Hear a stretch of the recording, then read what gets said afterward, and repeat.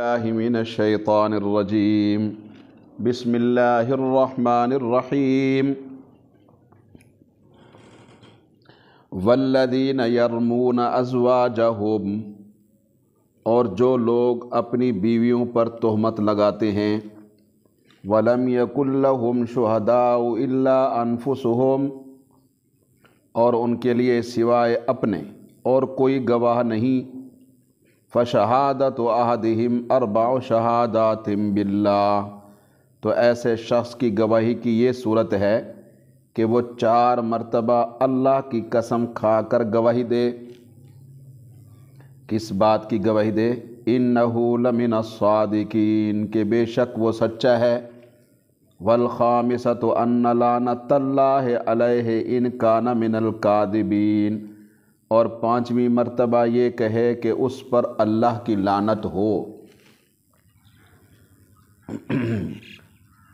اگر وہ جھوٹا ہے یا جھوٹوں میں سے ہے۔ وَيَدْرَأُ عَنْهَا الْعَذَابَ اور عورت کی سزا کو یہ بات دور کر دے گی أَن تَشْهَدَ 4 شَهَادَاتٍ بِاللَّهِ کہ وہ اللہ کو گواہ کر کے 4 مرتبہ یہ کہے إِنَّهُ لَمِنَ الْكَاذِبِينَ کہ بے شک اس کا خامند سراسر جھوٹوں میں سے ہے۔ وَالْخَامِسَةَ أَنَّ غَضَبَ اللَّهِ عَلَيْهَا اور 5ویں مرتبہ کہے کہ بے شک اس پر اللہ کا غضب پڑے اگر وہ یعنی میرا خامند سچوں میں سے ہے۔ وَلَوْلَا فَضْلُ اللَّهِ عَلَيْكُمْ اور اگر تم پر اللہ کا فضل اور اس کی رحمت نہ ہوتی تو پھر یہ حکم بھی نہ آتا۔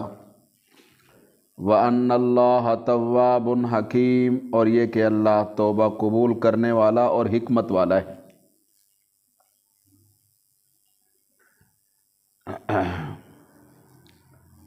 مرد اگر اپنی بیوی پر بد اخلاقی کی تہمت لگائے اور پھر اس کے پاس اس بات کو ثابت کرنے کے لیے گواہ بھی نہ ہوں تو یہی لعان کا طریقہ اختیار کیا جائے جو ان آیات میں بیان ہوا ہے۔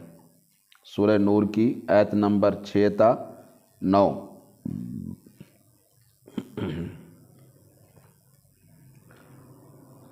تو عورت اگر اس تہمت کا دفاع کرنا چاہے تو وہ بھی کر سکتی ہے اور اس کا طریقہ بھی بیان ہو گیا ہے۔ اللہ تعالیٰ فرماتے ہیں اگر اللہ کا فضل شامل حال نہ ہوتا تو ابھی اللہ تعالیٰ ان دونوں میاں بیوی میں سے ایک کا پردہ فاش کر دیتا اور ایک کا جھوٹ ثابت ہو جاتا، لیکن اللہ کی رحمت نے ان کے عیبوں کو ڈھانپ لیے ہے تو ممکن ہے کہ اس وقت بھی سزا سے بچ جائیں اور آئندہ خالص توبہ کر کے انابت اللہ اور رجوع اللہ اختیار کر کے آخرت کے عذاب سے بھی بچ جائیں۔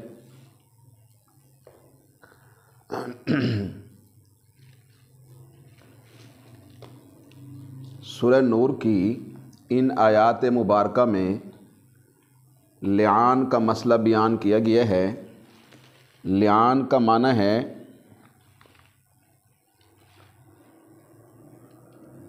ایک دوسرے پر لعن کرنا، یعنی اللہ کی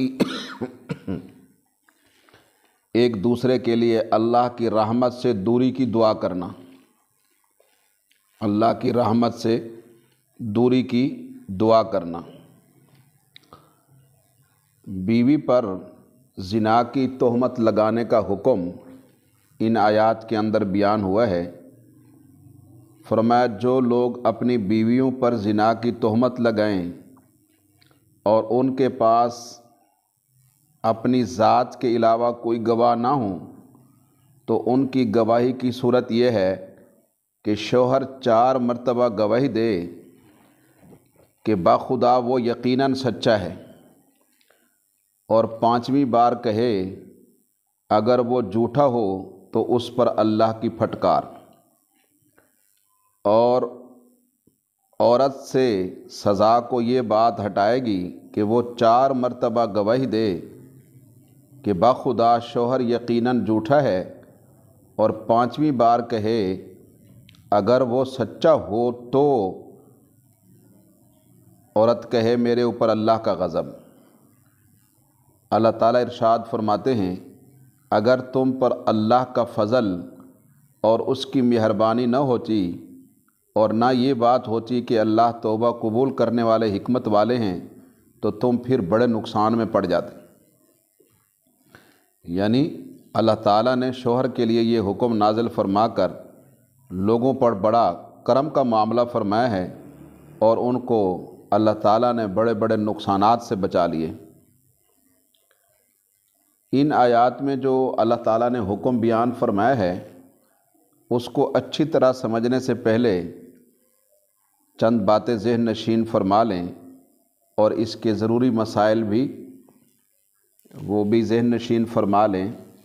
اس سلسلہ میں پہلی بات یہ ہے کہ لعان کے معنی کیا ہے۔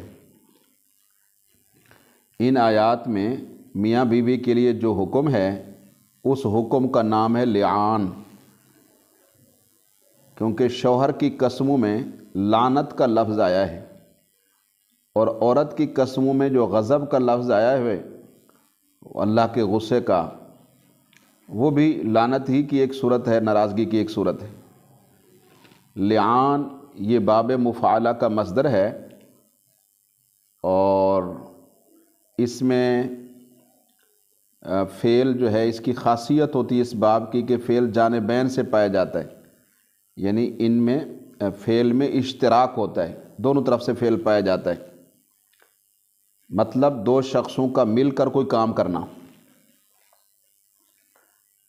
تو یعنی لعان کا معنی یہ ہوگا کہ میاں بیوی کا آپس میں لعن طعن کرنا،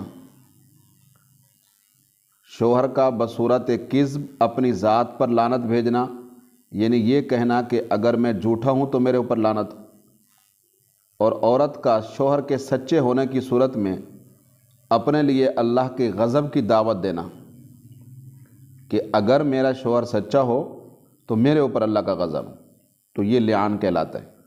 دوسری بات یہ ذہن نشین فرمائیں کہ لعان کا طریقہ کیا ہے۔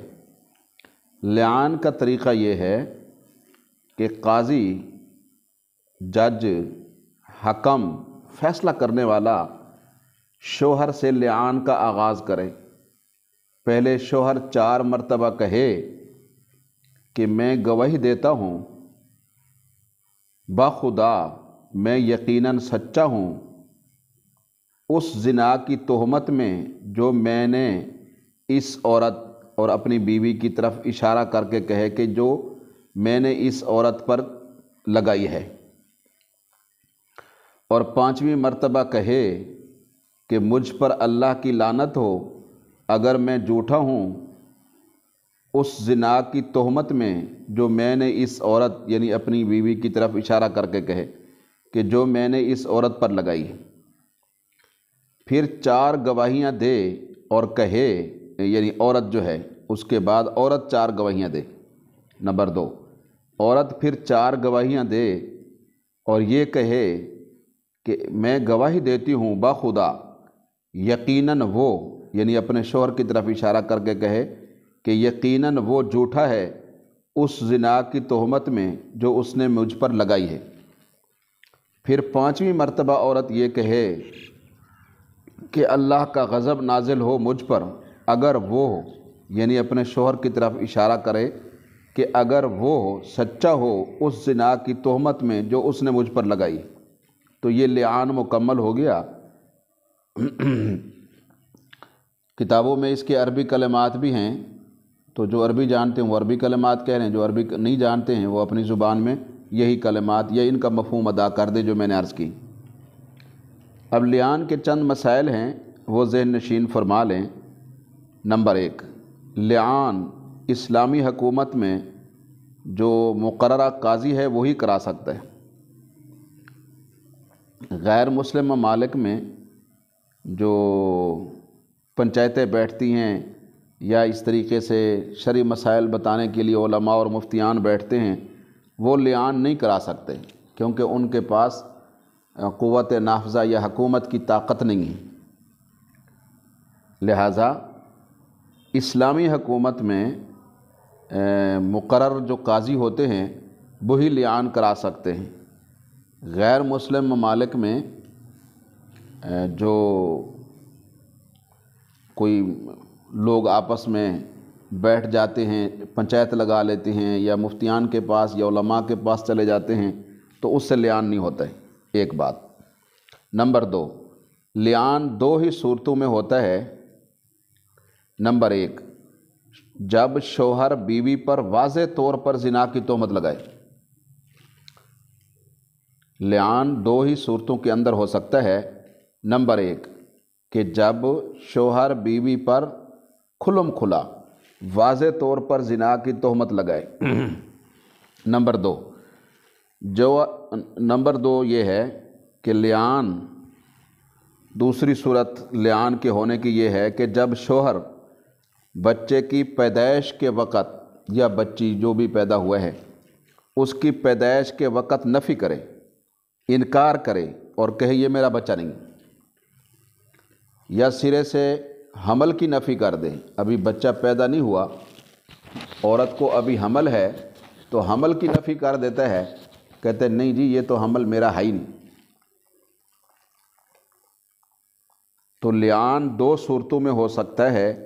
ایک یہ کہ جب شوہر بیوی پر صراحتاً کھلم کھلا واضح طور پر زنا کی تہمت لگائے، اور دوسری صورت جب شوہر بچے کی ولادت کے وقت نسب کی نفی کر دے اور یہ کہہ دے جی یہ تو میرا نطفہ ہی نہیں ہے، میرا بچہ یا میری بچی نہیں ہے، یا حمل کی نفی کرے کہ یہ میرا حمل ہی نہیں ہے۔ نمبر 3، لیان جو ہے، چونکہ لیان ایسی گواہیاں ہیں جو قسم کے ساتھ مضبوط کی گئی ہیں اور مرد کی جانب میں لعنت کے ساتھ ملائی گئی ہیں قسمیں، جو شوہر کے حق میں حد قذف کے قائم مقام ہیں۔ یعنی 80 کوڑے اس کو لگنے تھے نا، تو کہا کوئی نہیں، اگر یہ جھوٹا ہے تو وہی لعنت آ گئی ہے، دنیا کی سزا نہ سہی لیکن آخرت کی لعنت آ گئی۔ اور عورت کی طرف میں غضب کے ساتھ گویا یہ قسمیں ملائی گئی ہیں، یہ بھی اس کے حق میں حد زنا کے قائم مقام ہے۔ اگر واقعی اس نے زنا کی ہے تو دنیا کی سزا سے تو بچ گئی، لیکن اللہ کے غضب میں تو آ گئی اخروی طور پر۔ تو اس لیے ضروری یہ ہے کہ میاں بیوی دونوں اہل شہادت میں سے ہوں، یعنی اس اہل ہوں کہ وہ گواہی شرعاً دے سکیں۔ اگر کسی میں گواہ بننے کی صلاحیت نہیں تو لیان نہیں ہو سکتا، جیسا کہ میں تفصیل سے پہلے کئی مرتبہ یہ عرض کر چکا ہوں کہ گواہ کون بن سکتا ہے اس معاملے میں۔ اور عورت کا پاک دامن ہونا ضروری ہے، یعنی ایسا ہونا ضروری ہے کہ اس پر تہمت لگانے والے کو حد قذف لگائی جا سکے، پھر لیان ہوگا۔ اور اسی طرح لیان کے لیے ضروری ہے کہ عورت قاضی کے پاس فریاد کرے، کہے جی میرے خامد نے میرے ہونے والے بچے یا بچی کا انکار کر دیا اپنے نسب سے، یا کہے جی میرے حمل کا اس نے انکار کر دیا ہے اپنے نسب سے، اپنے نطفہ سے، اور اس طرح سے گویا میرے اوپر یہ تو ایک سراسر کیا ہے جی زنا کا الزام ہے، یا دیکھ لے، بعض اوقات ایسا بھی ہوتا ہے۔ تو لیان کے لیے ضروری ہے کہ عورت قاضی کے پاس جا کے استغاثہ کرے، فریاد کرے، دعویٰ دائر کرے اور شوہر پر حد قذف کا مطالبہ کرے کہ جی اس کو 80 کوڑے لگائیں۔ اس کے مطالبے کے بغیر لیان نہیں کرایا جائے گا۔ ایک اور مسئلہ ذہن نشین فرمائیں، جب لیان مکمل ہو جائے تو پھر اس عورت سے جماع اور جماع کے جو دوائی ہیں، یعنی جماع کی طرف جو چیزیں بلانے والی ہیں، جماع کے جو اسباب ہیں، وہ سب خاوند پر حرام ہو جاتے ہیں۔ پھر اس کے بعد اگر مرد نے اس کو طلاق دے دی تو بہتر ہے، اگر طلاق نہیں دی، لیان مکمل ہو گیا، تو قاضی ان میں تفریق کر دے، ڈگری جاری کرے، آرڈر لکھے، کہہ دے کہ میں نے دونوں میں جدائی کر دی ہے اور لیان ان کا مکمل ہو گیا، چاہے دونوں رضامند ہوں یا نہ ہوں، بعد میں بعض اوقات جی بچے ہیں یہ ہے وہ ہے صلح کر لیتے، اور یہ جدائی جو قاضی کی طرف سے ہوگی یہ طلاق بائن کے حکم میں ہے۔ کیا مطلب کہ پھر ان میں نیا نکاح بھی نہیں ہو سکے گا جب تک دونوں میں سے ایک اپنی خطا کا اقرار نہیں کرے گا اور دوسرا اس کی تصدیق نہیں کرے گا۔ اگر شوہر اپنی غلطی کا اقرار کر لے تو اس کو حد قذف لگائی جائے گی، اور عورت اپنی غلطی کا اقرار کرے تو اس پر حد زنا جاری کی جائے گی۔ تو بہرحال اس کے بعد جو ہے نکاح کی تجدید ہو سکتی ہے، لیکن عورت تو پھر رہے گی نہیں کیونکہ وہ تو شادی شدہ تھی، اگر اس نے اقرار کیا تو اس کو رجم ہو جائے گا، بات ختم ہو جائے گی۔ تو وہ قصہ کہنا ہاں یہ ہے کہ اگر خاوند کہہ دیتا ہے کہ میں نے جھوٹ بولا تھا، پھر اس کو 80 کوڑے لگیں گے، پھر دوبارہ نکاح سے رہنا چاہیں تو نئے نکاح سے طلاق بین کے بعد رہ سکتے۔ اور آخری آیت میں یہ ارشاد فرمایا ہے کہ اگر یہ حکم لعان والا جائز نہ ہوتا اور تہمت لگانے کے عام اصول اور ضابطے کے مطابق شوہر کو حد قذف لگتی یا وہ خاموش رہتا تو پھر ظاہر ہے کہ وہ بعض چیزیں اپنی آنکھوں سے دیکھ چکا ہے تو وہ پھر اس کو بہت زیادہ دشواری پیش آتی۔ اس لیے شوہر کے لیے قسمیں جائز کی گئی ہیں جن کے ذریعے سے وہ حد قذف سے بچ گئے۔ دوسری طرف اگر شوہر کے قسم کھانے پر زنا کا ثبوت ہو جاتا تو پھر ظاہر ہے کہ عورت سخت مصیبت میں پھنس جاتی۔ شوہر جب چاہتا جھوٹی قسم کھا کر عورت کو جو ہے تکلیف میں مبتلا کر دیتا، اس طرح کے بدتمیز شوہر بھی ہیں۔ تو اس لیے عورت کے لیے بھی قسمیں جائز کر دیں تاکہ وہ بھی حد زنا سے بچ جائے اور شوہر ان کو تنگ نہ کرتے پھریں۔ تو لعان کا جائز ہونا یہ اللہ تعالیٰ کا بہت بڑا فضل اور مہربانی ہے، اور جھوٹا کوئی ایک تو ان میں ہے یا میاں نے ناحق الزام لگایا ہے یا بیوی ناحق انکار کر رہی ہے، کوئی ایک تو ان میں جھوٹا ہے۔ تو اللہ تعالیٰ فرماتے ہیں کہ چلو کوئی بات نہیں ہے، جھوٹے کے لیے توبہ کا دروازہ کھلا ہے، وہ آئندہ کے لیے اپنے معاملات اللہ تعالیٰ سے ٹھیک کر سکتا ہے اور اپنی اصلاح کر سکتا ہے، اللہ کی طرف رجوع کر سکتا ہے، توبہ کر سکتا ہے۔ تو لعان کی یعنی برکت سے، لعان کی وجہ سے اللہ تعالیٰ نے پردہ بھی رکھا ہے اور اس کے ساتھ ساتھ توبہ کا موقع بھی مل گیا ہے۔ اب توجہ فرمائیں، جب کوئی شوہر اپنی پاک دامن بیوی پر زنا کی تہمت لگائے یا بچے کا انکار کرے، اور عورت جس پر الزام لگایا گیا ہے وہ شوہر کو جھٹلائے اور قاضی سے مطالبہ کرے کہ مجھ پر جھوٹی تہمت لگائی گئی ہے لہذا شوہر پر حد قذف جاری کی جائے، تو قاضی عورت سے مطالبہ کرے کہ وہ تہمت لگانے کے عمل کو جو ہے گواہوں سے ثابت کرے۔ جب وہ گواہوں سے یہ بات ثابت کر دے یا شوہر تہمت لگانے کا اقرار کرے تو قاضی شوہر سے مطالبہ کرے کہ وہ زنا پر 4 گواہ پیش کرے۔ اگر اس نے گواہ پیش کر دیے تو عورت پر حد زنا جاری کی جائے گی۔ اگر وہ 4 گواہ نہ لا سکا تو دونوں میں یہ اسی طریقے پر جیسے آیات میں بیان ہوا ہے لعان کرایا جائے گا۔ اگر شوہر لعان کرنے سے انکار کر دے تو اس کو قید کر دیا جائے یہاں تک کہ وہ اپنے جھوٹے ہونے کا اقرار کرے یا پھر لعان کے طریقے کے مطابق لعان کی قسمیں کھائے۔ پھر اگر وہ اپنے جھوٹے ہونے کا اقرار کرے تو اس پر تہمت کی سزا 80 کوڑے لگائے جائیں، اور اگر قسمیں کھا لے تو پھر اسی طرح عورت جو ہے وہ قسمیں کھائے۔ اگر عورت لعان سے انکار کرے تو اس کو قید کر دیا جائے یہاں تک کہ وہ شوہر کے سچا ہونے کا اقرار کرے یا پھر لعان کی قسمیں کھائے۔ پھر اگر وہ شوہر کے سچا ہونے کا اقرار کرے تو اس پر تو ظاہر حد زنا جاری کی جائے گی، اور اگر قسمیں کھا لے تو لعان مکمل ہو گیا، دونوں دنیوی سزا سے تو بچ گئے ہیں، باقی آخرت کا معاملہ وہ اللہ کے سپرد ہے۔ جب لعان ہو گیا تو زوجین یعنی میاں بیوی ایک دوسرے پر حرام ہو گئے۔ جب تک وہ حالت لعان پر باقی ہیں۔ اب نہ جماع جائز ہے نہ جماع کے اسباب جائز ہیں۔ شوہر کو چاہیے کہ بیوی کو طلاق دے کر آزاد کر دے۔ اگر وہ طلاق نہ دے تو قاضی جو ہے دونوں میں تفریق کر دے۔ یہ تفریق کرنا طلاق کے بائن کے حکم میں ہوگا، پکی۔ اس کے بعد عورت عدت گزار کر دوسری جگہ نکاح کرنا چاہے تو کر سکتی، اور عدت کا خرچہ عورت کو نہیں ملے گا لعان میں، کیونکہ یہ طلاق نہیں ہے۔ یہ طلاق میں ملتا ہے، یہ لعان ہے تو عدت کا خرچہ عورت کو نہیں ملے گا۔ اگر بچے کی یا حمل کی نفی کا واقعہ ہے تو قاضی جو ہے بچے کا نسب باپ سے منقطع کر دے۔ مثلا شوہر یہ کہتا ہے کہ یہ بچہ میرا نہیں ہے، یہ حمل میرا نہیں ہے، تو اب ہمیشہ کے لیے قاضی یہ بھی لکھ دے گا کہ یہ بچہ اپنے باپ کی طرف یا یہ بچی اپنے باپ کی طرف منسوب نہیں کیے جائیں گے۔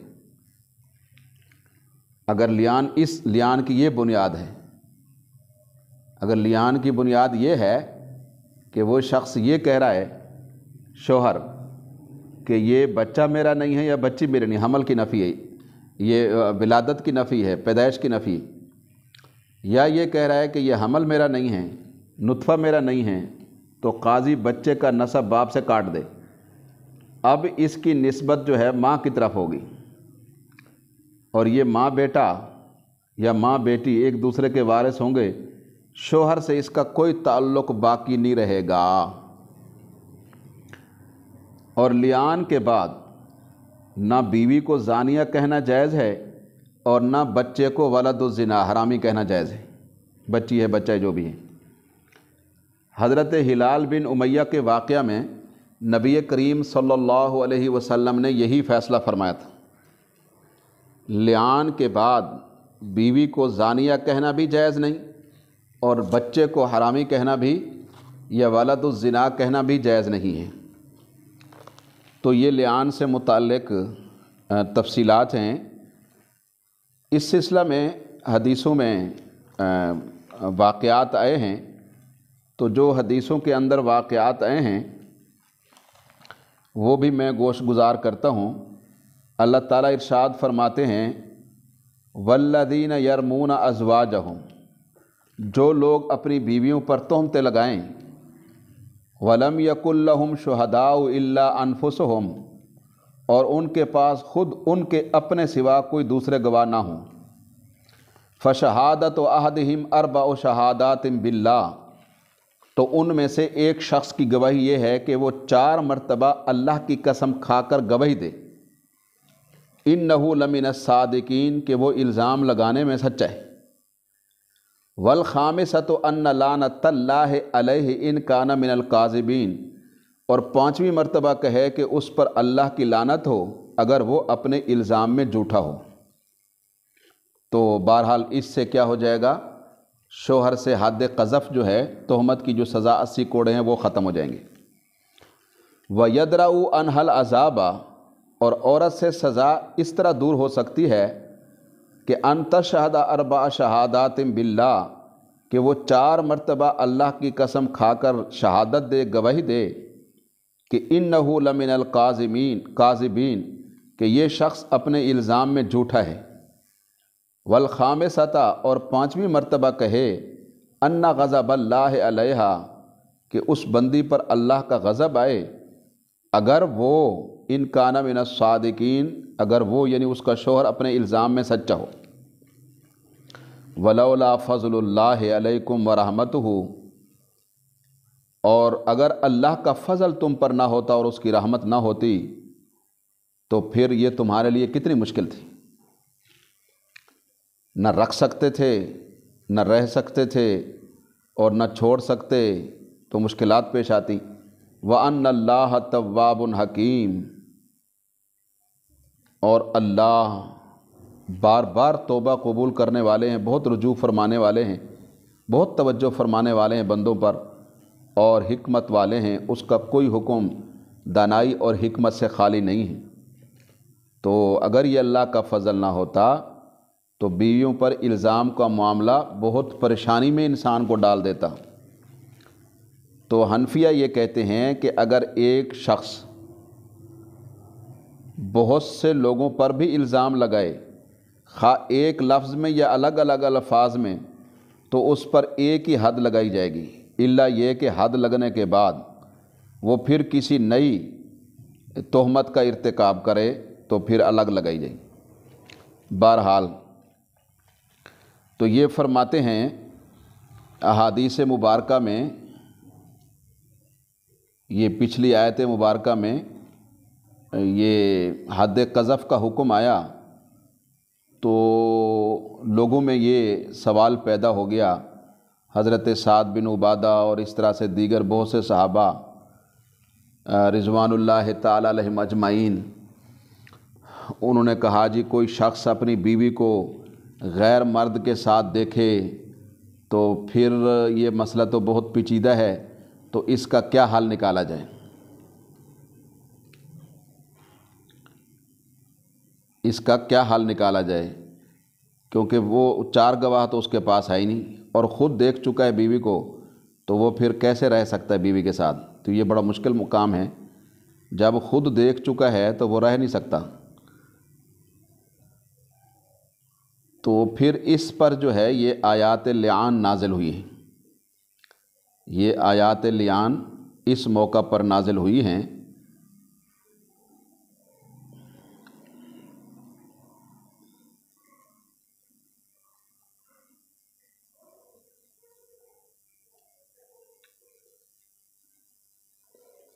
بخاری شریف میں ایک روایت آتی ہے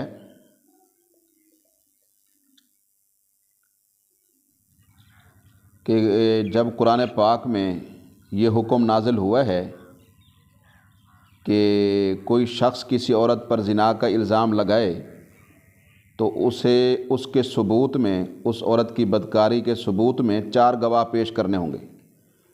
اگر وہ 4 گواہ پیش نہیں کر سکتا تو اسے یہ الزام لگانے پر قذف کے جرم میں 80 کوڑوں کی سزا ملے گی۔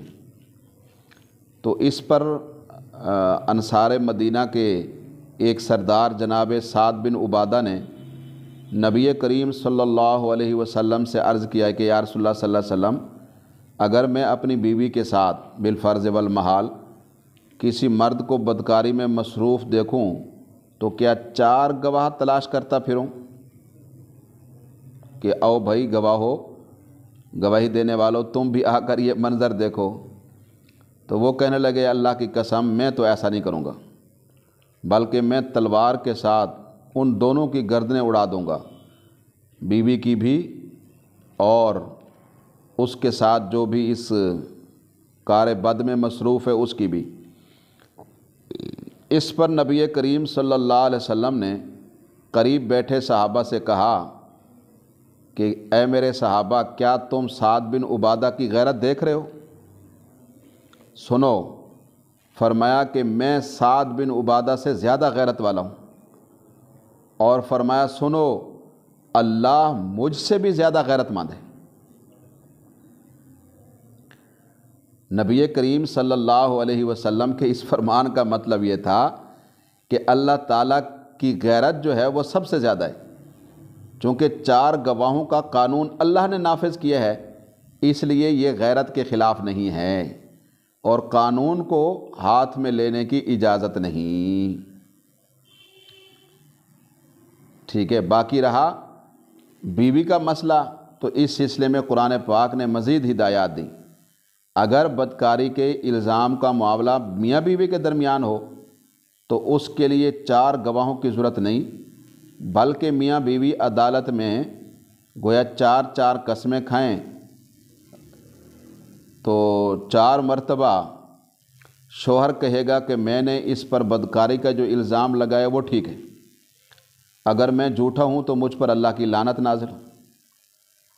جبکہ جواب میں بیوی یہ کہے کہ اگر میں تو اس الزام کو درست تسلیم نہیں کرتی، تو وہ بھی 4 بار قسم اٹھائے کہ بخدا مجھ پر الزام لگانے میں یہ شخص جھوٹا ہے، اگر یہ سچا ہے تو مجھ پر اللہ کا غضب نازل ہو۔ پھر قاضی ان دونوں میں تفریق کرا دے، اب وہ میاں بیوی نہیں رہیں گے۔ تو لہٰذا اگر کسی عورت پر بدکاری کا الزام ہو تو شرعی قانون کے مطابق ہی کارروائی ہونی چاہیے۔ کسی کو قانون کو ہاتھ میں لینے کا کوئی حق نہیں۔ یہ غیرت کے نام پر جو قتل لوگ کر دیتے ہیں عورتوں کے، ان کا کوئی تصور اسلام میں نہیں، ان کا کوئی تصور اسلام میں۔ تو قرآن و سنت، خلفاء راشدین کے فیصلے وہ سب اس پر ثبت ہیں اور گواہ ہیں۔ تو بہرحال یہ صحابہ کرام نے اپنی پیچیدگی جو ہے پیش کی، تو اس وقت پھر یہ لعان کی تفصیل اور اس کے احکام آئے، تو حد قذف کا حکم تو نازل ہوا، تو لوگوں میں یہ سوال ابھرا کہ غیر مرد اور عورت کی بد چلنی کو دیکھ کر تو آدمی صبر کر سکتا ہے کہ گواہ موجود نہ ہوں تو زبان پہ بندہ تالے چڑھا لیتا ہے، معاملے کو نظر انداز کر دیتا ہے، لیکن اگر کوئی شخص اپنی بیوی کی بد چلنی دیکھ لے تو وہ کیا کرے؟ قتل کر دے تو ظاہر ہے کہ شریعت اس کو مار ڈالے گی جی۔ قتل تو نہیں کر سکتا کیونکہ حضرت سعد بن عبادہ کو نبی علیہ السلام نے منع کر دی، اور یہ چیز ہو ہی نہیں سکتی جب شریعت میں نہیں ہے، تو بڑا مشکل ہے، قتل تو کر نہیں سکتا، اور 4 گواہ ہے نہیں، تو پھر کیا کرے؟ قتل کرے گا تو الٹا اس کا سر جو ہے نا کاٹا جائے گا، تو گواہ ڈھونڈنے جائے گا تو ظاہر ہے کہ اس کی واپسی تک وہ مجرم ٹھہرے گا، وہ تو اپنا بھاگ جائے گا۔ اور صبر کرے تو کیسے کرے؟ طلاق دے کر عورت کو رخصت کر سکتا ہے، مگر نہ اس عورت کو کسی قسم کی مادی یا اخلاقی سزا ملی ہے، نہ اس کے آشنا کو، تو پھر یہ بھی ٹھیک نہیں ہے، اس سے مزید خرابی ہوگی۔ اگر اس سے اسے ناجائز حمل ہوا تو غیر کا بچہ بھی اس کے گلے پڑ سکتا ہے، تو یہ کیوں اس کی کفالت کرے؟ تو یہ سوال سب سے پہلے میں نے عرض کیا، حضرت سعد بن عبادہ نے ایک فرضی سوال کی حیثیت میں پیش کیا، اور یہاں تک کہہ دیا کہ اگر میں خدا نہ خواستہ بالفرض والمحال ایسا ہو جائے، ایسا نہیں ہے کہ ان کے گھر ہوا، ویسے انہوں نے کہا، ابھی بھی یہ لوگ سوال کرتے ہیں اس طرح، میرا خیال ایک خیال سعدیہ باجی کو بھی آیا تھا، تو یہ میں عرض کرتا ہوں، یہ سوال ابتداءً تو حضرت سعد بن عبادہ نے ایک فرضی بالفرض والمحال کے سوال کی حیثیت سے انہوں نے یہ سوال کیا، اور یہاں تک بھی کہہ دیا کہ حضرت اگر خدا نہ خواستہ میں اپنے گھر میں یہ معاملہ دیکھوں تو گواہوں کی تلاش میں تو نہیں جاؤں گا، میں تو تلوار سے اسی وقت معاملہ طے کر دوں گا دونوں کا۔ یہ بخاری میں بھی ہے، مسلم میں بھی ہے۔ تو نبی کریم صلی اللہ علیہ وسلم نے فرمایا کہ دیکھو سعد کی غیرت کو، لیکن میں تو اس سے زیادہ غیرت مانوں، لیکن اس کے باوجود میں قتل کا حکم نہیں دیتا، غیرت کے نام پر قتل نہیں ہے، اور اللہ سب سے زیادہ غیرت، پھر بھی اللہ نے حکم نہیں دیا، تو سعد تم کیسے اپنے جذبات کا اظہار اس طرح کر رہے ہو کہ اللہ کے حکم کی منشا کے خلاف تمہارے جذبات ہیں؟ یہ کہ یعنی ایسے جذبات بھی انسان پیدا نہیں کر سکتا جو اللہ اور اس کے رسول کی منشا کے خلاف۔ تو خیر یہ صورت پیش آئی، تو پھر بعض اوقات کچھ ہی عرصہ گزرا تھا کہ بعض ایسے معاملات پیش آ گئے جن میں شوہروں نے اپنی آنکھوں سے یہ معاملہ دیکھا، شریعت مکمل ہونی تھی، اس کے مکمل کرنے کے لیے اللہ تعالیٰ نے صحابہ صحابیات کو استعمال کر لیا عملاً تاکہ بات سمجھ آ جائے، تو باقی بڑے لوگ تھے وہ تکمیل شریعت کا سبب بنے ہیں وہ ان معاملات میں، تو یہ خود ان کے لیے بڑا اعزاز ہے کہ انہوں نے ہر طرح کی تکلیفیں اٹھا کے شریعت کو مکمل کرنے کا سبب بنے۔ تو ان شوہروں نے اپنی آنکھوں سے یہ معاملات دیکھے اور نبی کریم صلی اللہ علیہ وسلم کے پاس شکایات لے گئے۔ حضرت عبداللہ بن مسعود رضی اللہ تعالیٰ عنہ اور حضرت عبداللہ بن عمر رضی اللہ تعالیٰ عنہ کی روایات میں ہے کہ انصار میں سے ایک شخص، شاید عویمر اجلانی، عین واو یا میم را، عویمر، عمیر جیسے ہوتا ہے تو وہ لگا دیں، عویمر اجلانی نے حاضر ہو کر عرض کیا، یا رسول اللہ صلی اللہ علیہ وسلم، اگر ایک بندہ اپنی بیوی کے ساتھ غیر مرد کو زنا کرتے ہوئے پائے، اب وہ منہ سے بات نکالے گا تو آپ اسے کیا کر دیں گے؟ 80 کوڑے مار دیں گے جی، ہیں جی۔ اگر وہ قتل کر دے موقع پر اس کو تو آپ قتل کر دیں گے، اگر چپ رہے تو اندر غیظ و غضب تو بھڑکتا رہے گا، سکون نہیں رہے گا۔ آخر وہ کیا کرے آپ بتائیں؟ اس پر نبی کریم صلی اللہ علیہ وسلم نے دعا فرمائی کہ اے اللہ اس مسئلے کا تو ہی فیصلہ فرما۔ تو اس وقت پھر یہ آیت مبارکہ لعان کے حکم والی نازل ہوئی۔ مسلم میں، بخاری میں، ابو داؤد میں، سنن نسائی میں، مسند احمد میں یہ مسئلہ موجود ہے جو روایت میں نے عرض کی۔ اور اسی طرح حضرت عبداللہ ابن عباس کی روایت ہے کہ ہلال بن امیہ نے آ کر اپنی بیوی کا معاملہ پیش کیا جسے انہوں نے اپنی آنکھوں سے کسی کے ساتھ زنا میں ملوث دیکھا تھا۔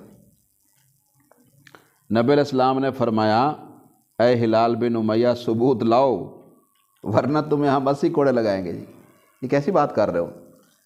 ثبوت لاؤ، 4 گواہ لے آؤ۔ تو اس پر صحابہ میں بڑی پریشانی پھیل گئی، ہلال تو بڑے آدمی تھے۔ تو ہلال نے کہا حضرت اس اللہ کی قسم جس نے آپ کو نبی برحق بنا کر بھیجا ہے، میں بالکل صحیح واقعہ عرض کر رہا ہوں جسے میری آنکھوں نے دیکھا اور کانوں نے سنا ہے۔ نبی علیہ السلام نے فرمایا کچھ بھی ہے، بے شک تم سچے ہو، ہم تمہیں نہیں جھٹلاتے ہیں، لیکن شرعی ضابطہ ہم پورا کریں گے۔ تمہیں 4 گواہ ہر حال میں لانے ہوں گے ورنہ حد قذف کے لیے تیار ہو جاؤ۔ تو انہوں نے کہا حضرت اچھا کچھ دیر ٹھہر جائیں، مجھے یقین ہے انشاءاللہ اللہ میرے معاملے میں ایسا حکم نازل فرمائیں گے کہ میری پیٹھ کوڑوں سے بچ جائے گی۔ تو اس وقت یہ آیت نازل ہوئی۔ تو یہ بخاری میں، مسند احمد، ابو داؤد میں ہے۔ تو اس آیت مبارکہ میں جو تصفیے کا طریقہ تجویز کیا گیا ہے اسے اسلامی قانون کی اصطلاح میں لعان کہا جاتا ہے۔ تو یہ حکم آ جانے کے بعد نبی کریم صلی اللہ علیہ وسلم نے جن مقدمات کا فیصلہ فرمایا ان کی جو تفصیل ہے وہ حدیث کی کتابوں کے اندر منقول ہے، اور وہی تفصیل لعان کے مفصل قانون اور ضابطۂ کارروائی کی وہی تفصیل ہی ماخذ ہے۔ ہلال بن امیہ کا واقعہ میں نے کہا تقریباً سیاہ ستہ کی تمام کتابوں میں، مسند احمد میں اور تفسیروں میں ابن عباس، انس بن مالک وغیرہ حضرات سے منقول ہے کہ اس میں یہ ہے کہ ان آیات لعان کے نازل ہونے کے بعد ہلال بن امیہ اور ان کی بیوی دونوں بارگاہ رسالت مآب صلی اللہ علیہ وسلم میں حاضر کیے گئے۔ نبی کریم صلی اللہ علیہ وسلم نے سب سے پہلے اللہ کا یہ حکم سنایا، یہ آیات جو آپ نے ابھی پڑھی اور سنی، اور پھر فرمایا دیکھو خوب سمجھ لو کہ آخرت کا عذاب دنیا کے عذاب سے زیادہ سخت ہے۔ تو ہلال نے کہا حضرت میں نے اس پر بالکل صحیح بات کی ہے جی، میرا الزام نہیں ہے، یہ حقیقت ہے۔ عورت نے کہا نہیں ہلال جھوٹ کہہ رہے ہیں۔ تو نبی کریم صلی اللہ علیہ وسلم نے فرمایا کہ اچھا تو پھر ان دونوں میں ملاعنت کرائی جائے، لعان کرایا جائے۔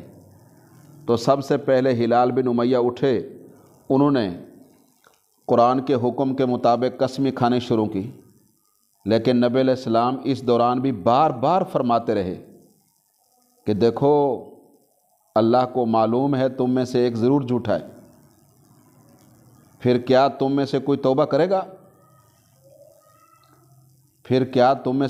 کرے گا؟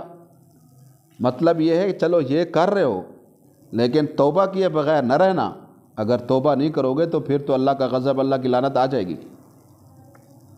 اور توبہ کرنے والا ایسا ہے جیسا اس نے گناہ کیا نہیں۔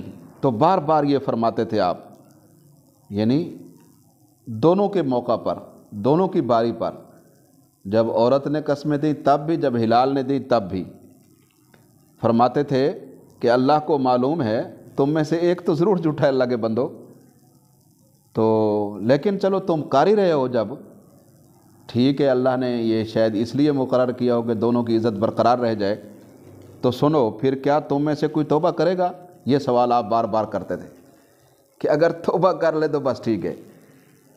تو پانچویں قسم سے پہلے حاضرین نے ہلال سے کہا، جتنے بھی صحابہ تھے، کہ اللہ سے ڈرو، دنیا کا عذاب آخرت کے عذاب سے ہلکا ہے۔